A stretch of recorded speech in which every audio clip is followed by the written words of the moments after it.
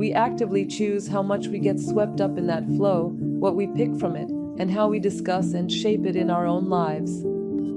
But this act of choosing isn't just a personal one, it's a sociological choice. I'd like to point that out as well. The first TV series I worked on was Asmali Konaq. It was the story of someone who fell in love with an aga from Urgup and tried to build an ideal family there, one that fits social norms but was also stripped of the excesses of tradition and custom.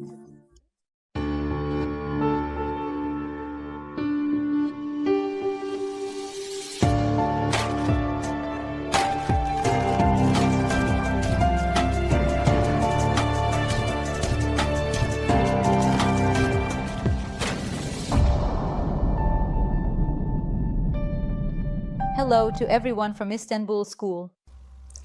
Dear viewers, today we'll be talking about the relationship between media and society. Our guest is sociologist and academic Dr. Feyza Akınerdem.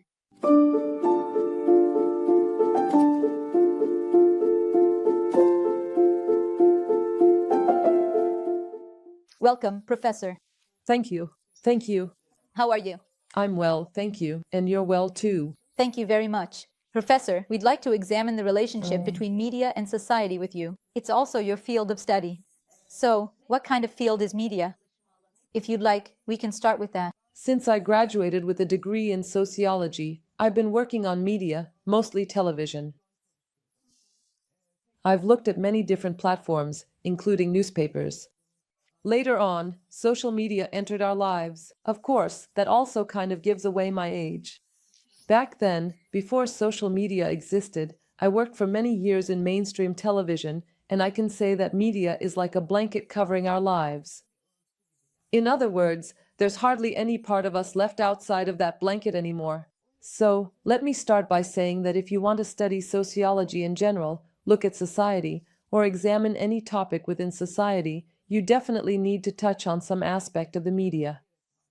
In other words, since media has become one of the essential elements of life, studying media is not only very important and significant, but also a really enjoyable and fascinating subject. I can also say that, at the same time, it's a subject that requires a lot of attention and is quite challenging. It's challenging because, for example, right now we're physically sitting here, a camera is recording us, and there's a screen. Then we see ourselves on that screen.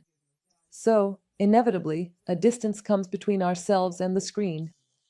In other words, between reality, the actual situation happening here, and how we're going to explain, show, and convey that situation to the audience, a very broad technical, technological, and discursive space opens up.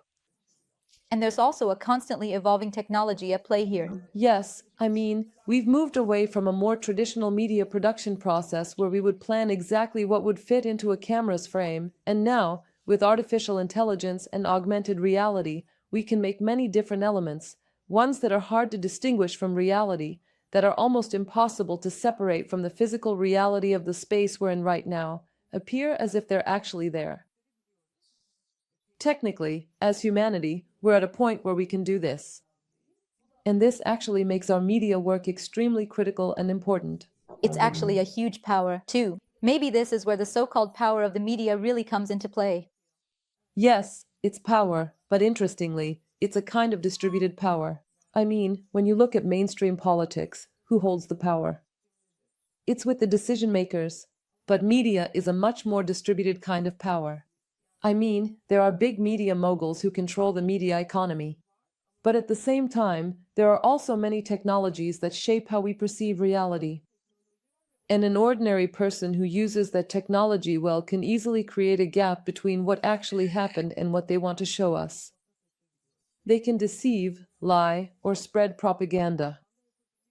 Or on the flip side, they can also bring certain truths and realities to the masses that big cameras and major media power might overlook or miss.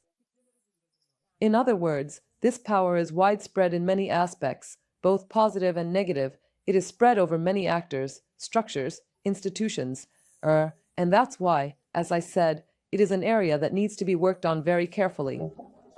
It has both positive and negative sides. In a way, it can lead us toward negativity with perception games and mislead us. But on the other hand, as you said, it can also present us with truths that are usually unseen or missed in life. It's a double-edged situation. Maybe what we can do is benefit from the useful parts and try to stay away from the others. Of course, you also called it a cover, referring to the media. It's like it has covered our entire lives. It seems almost impossible to break free from this cover. For example, nowadays, someone who doesn't use social media or tries to stay away from the media is actually seen as somewhat disconnected from life. How do you evaluate this? I mean, it's very simple. For example, to keep up with our children's school needs, we have to join WhatsApp groups, like parent WhatsApp groups or school announcement groups.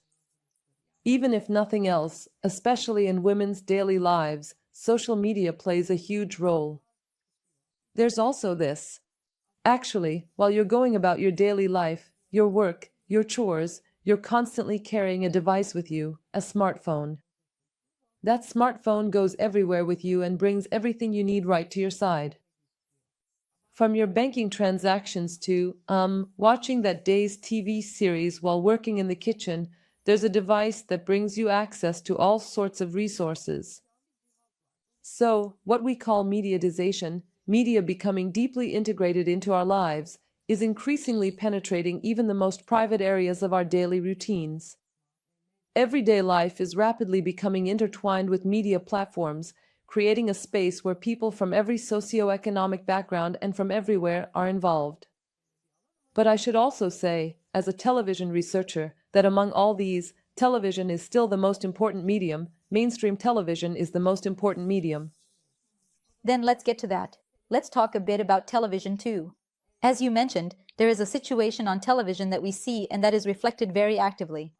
Maybe it also has to do with the fact that television is managed in its own way. I mean, when we're on the phone or on social media, we can instantly change the page or make changes. But on television, we have to take what is presented to us. So, when we turn on a channel, they show whatever series, program, or commercial they want, and without any changes, we have to accept and continue with whatever is given to us. Social media seems a bit more controlled in this regard. I don't know if you see it this way, but how can this distinction be viewed? Actually, this is a topic that has been discussed even in classic television studies, before social media existed. I'm one of those researchers who argue that viewers can be a bit more active. In other words, even if something is flowing to us on the screen, we actively choose how much we get swept up in that flow, how much we let ourselves get carried away, and what we pick from there to discuss and process in our own lives. But this act of choosing is not just an individual choice, it's a sociological one. I want to point that out as well. What is considered acceptable or sensational by society shapes our relationship with television content. What I mean is this: television is supposed to grab our attention, show us something different, maybe something sensational, but it has to keep that at a certain level, and it's at that level where it draws us in and keeps us interested. There's a pressure on producers to create this kind of content. And why is that? Because they need to get ratings. Our power, actually, is the remote control in our hands. I mean, which channel will I switch to? Which, in fact, with the current formats, technology now allows for a much more personalized television experience. You can pause, record, watch later, and even fast forward while watching later. In fact, for many viewing experiences, we say that there no longer has to be a match between broadcast time and viewing time. The broadcast time and viewing time, the way it's broadcast and the way it's watched, are now much more in the hands of the viewer. This is also the case with mainstream television. But even if it weren't, while the TV is playing in the background at home and we're going about our daily lives, how much we get drawn into that flow or not is shaped both by the broadcast itself and by our own expectations and interests. For example, whenever the dramatic music swells, like when we're watching a series, we turn to look.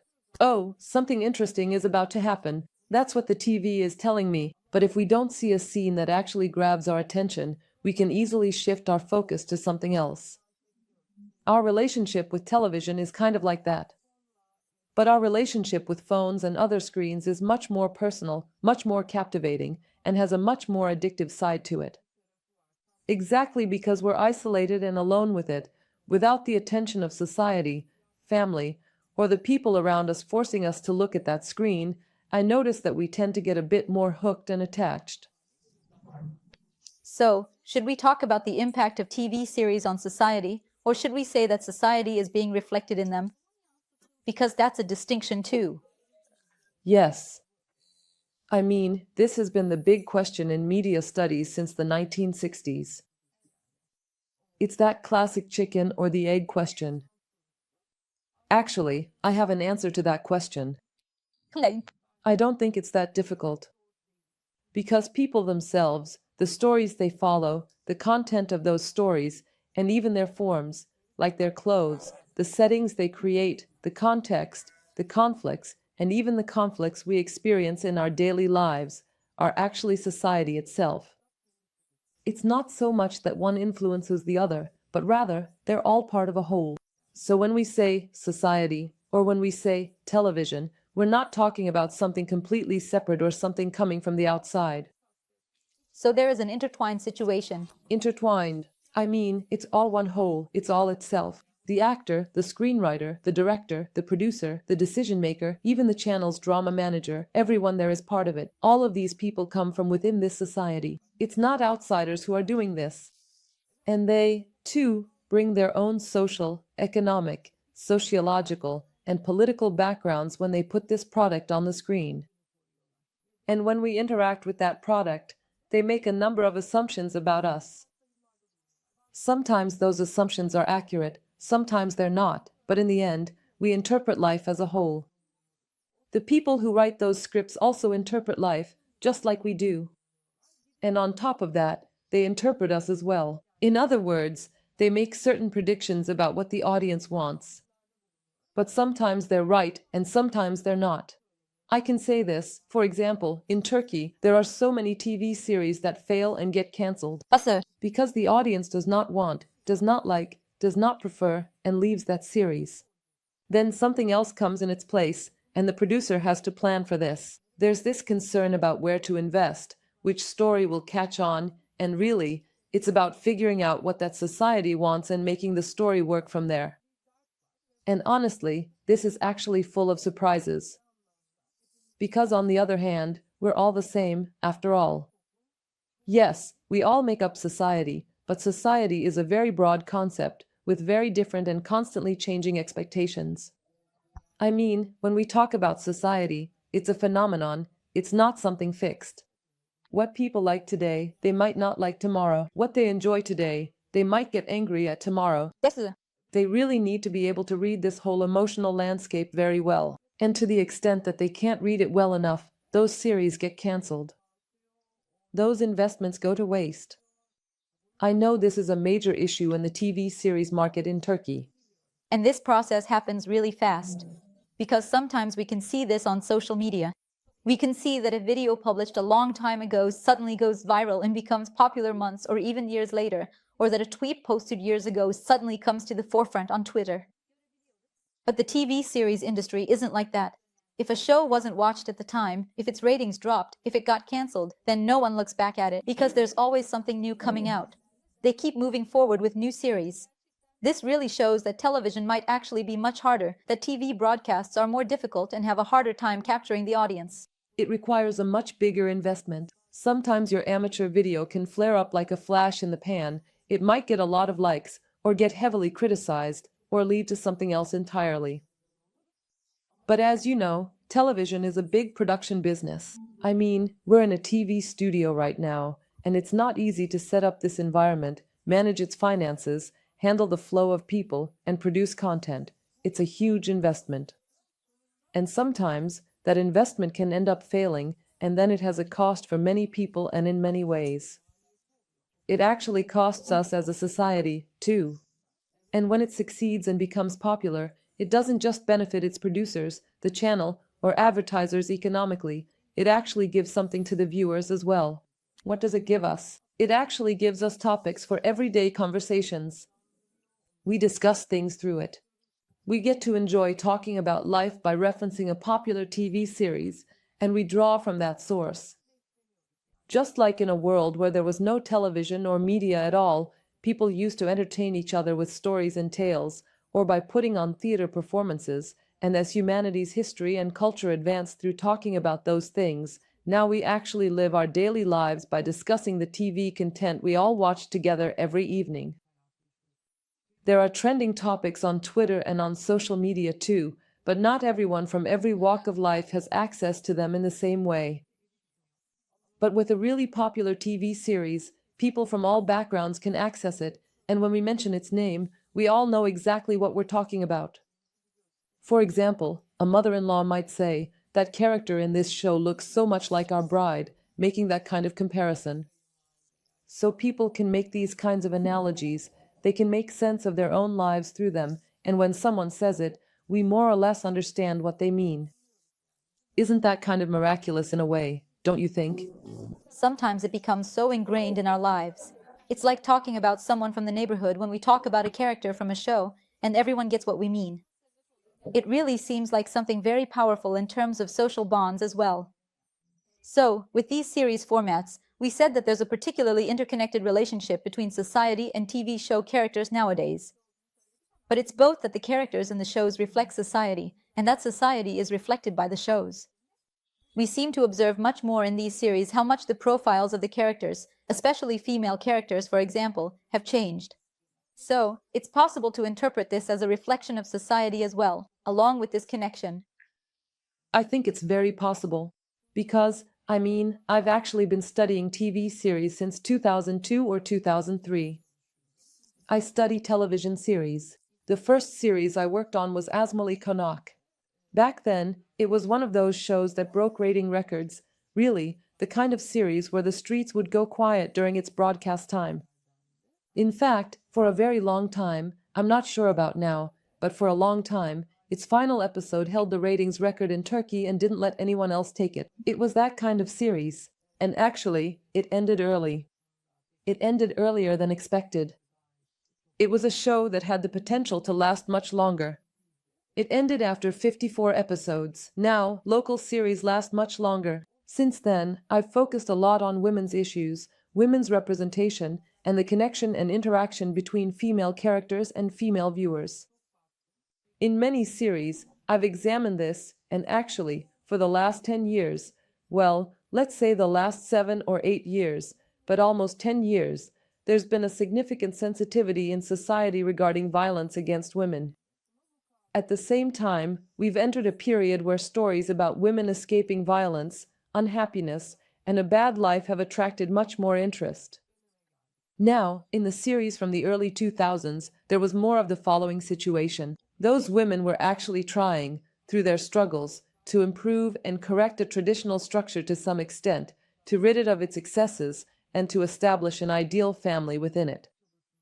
For example, Asmali Konak was a series like that. It was the story of a young woman who had studied abroad, who had limitless freedoms and could dream without boundaries, falling in love with a landowner from Urgup and trying to build an ideal family there, one that fit social norms but was also cleansed of the excesses of tradition and custom.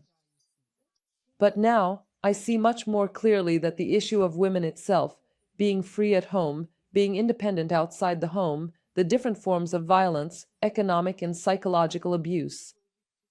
All of these topics are actually being brought up more often, more clearly named, and information about them is almost being presented like public service announcements. For example, there's a series called Bahar these days. I've watched a few episodes myself. Some episodes are almost like public service announcements about the problems women face in life. What does a woman go through?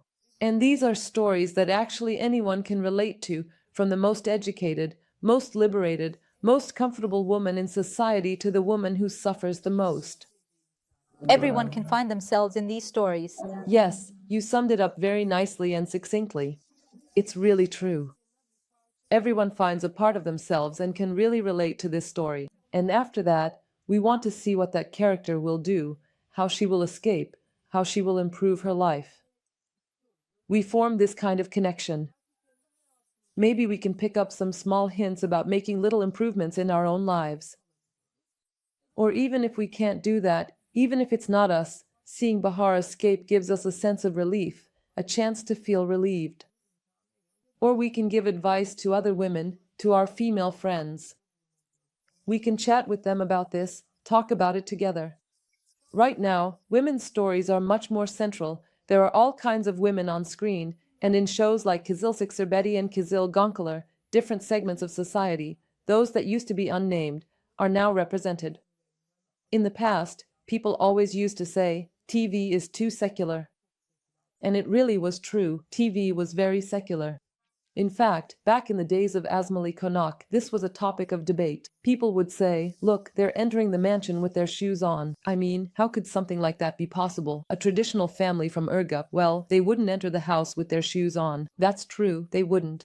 Back then, people would say, in the language of cinema, you can't have people always taking off and putting on shoes, it's logistically difficult, and so on. But actually, after that, as I remember, in the first Yaprak Dokumu series, they started taking off their shoes. Wear slippers. They started wearing slippers, and that became part of the story. Now, it's very different. We now watch representations of people from the entire spectrum of society, politically, culturally, and class-wise, their lives, their encounters and conflicts, and how those conflicts are resolved. And among these, there are women's stories, stories of women from every social class and group. For example, there's Meryem from Kızıl Goncalar, Bahar from the Bahar, and from Kızıl Siksirbetti. Nursema or Dua. All these characters, or Pam and Milay. So all these characters, they're present on screen and we discuss them a lot. The men, especially in Kızıl Siksirbetti, I can say, have remained much more instrumental in the story. We focus more on the women. What will she do? What decision will she make? What answer? Where will she go? The story and the men are like extras there. It's really like that. Because it seems like the story is just made up of the decisions they make, the actions they take. And the more realistic it is, the more the audience connects with it and keeps watching, really getting attached. Exactly. Yes, yes. I mean, the issue of realism, might be a bit more difficult. I mean, when watching a lot of things, we can say, this wouldn't happen like this in real life. But a small line, a little bit of dialogue, or a brief encounter within it still leaves a mark on us about our own reality. It anchors us, it helps us form a connection, lets us connect with it. And no matter how much people say things like, these shows are too long, too emotional, too dramatic, too unrealistic, these kinds of criticisms are very common in Turkey. No matter how much that's the case, it's that desire in these shows. And as long as the viewer finds a place for themselves within the balance of desire and reality, that's what keeps them watching the series. We're searching for reality in TV series, but there are also shows released on digital platforms. It's often argued that these are actually much more distant from Turkish society. How do you see this? Yes, I think I'm kind of on that side too. There's something interesting about this. I mean, like I mentioned earlier, in mainstream series, the ones made for mainstream television, there are a lot of limiting factors. Things like ratings, the broadcasting authority, RTK, audience expectations, then having to comply with certain age restrictions, not getting penalized during prime time, or not receiving backlash from viewers. You can't show excessive violence or certain types of images in excess. For example, many scenes from a show like Game of Thrones, which broke viewership records worldwide, couldn't be aired on Turkish television. That's an example I can give. And it's not just about the penalty system. The audience would also react to it. They're not ready for it. Families are watching. Yes, families are watching.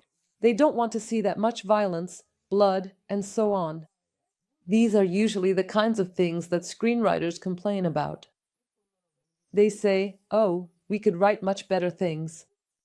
But working with mainstream television in Turkey is problematic. There are just too many restrictions. That's why working for digital platforms seems much more advantageous to them. Because they sell it as a package, and, they can shoot a whole season in advance. They get the budget for it and so on, and on the surface, there's no RTK pressure, etc. Even though it seems much more advantageous on the surface, I actually think that working within the expectations of society is much more creative. but the series made for digital platforms, it's not really clear where they're set. It could be in Turkey, or maybe in South Korea, or even Argentina. It doesn't really matter. Where did those characters grow up? Where do they live? What kind of family do they have? What kind of social or economic problems are they facing? These are shows that are made without building subplots that we can actually relate to.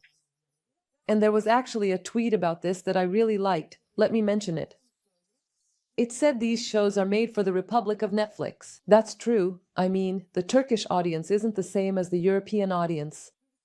Or, for example, Turkish shows, our local series are actually really popular abroad. But the reason they're so popular is exactly because they have their own unique qualities. If you smooth out those unique qualities and say, I'm going to tell a global, universal story, so that you can't tell if it was made by an English person, an American, a Turk, or a Korean screenwriter. If you look at it that way, then the show ends up being nothing at all. It ends up being something just floating in a void. Something floating in a void, with no sense of belonging, and as a result, it becomes a story where you can't connect its conflicts to our small, local lives. Or it might be a story that only a very small group or segment can relate to. Maybe there's an audience for that too. But it can't become as mainstream or attract as much attention as our other popular TV series. It just stays within its own small market. Personally, I usually don't prefer to watch them. As a viewer, I also prefer shows that I can connect with culturally and discuss. And as a researcher, whenever I conduct a study, regardless of the topic, I want to be familiar with the shows, characters, and so on that the person I'm interviewing refers to, and those are usually these mainstream series. Awesome. Well, Professor, thank you very much for your valuable comments. So, we've provided a general overview of mainstream media, digital platforms, and female characters and figures. Thank you very much. Thank you.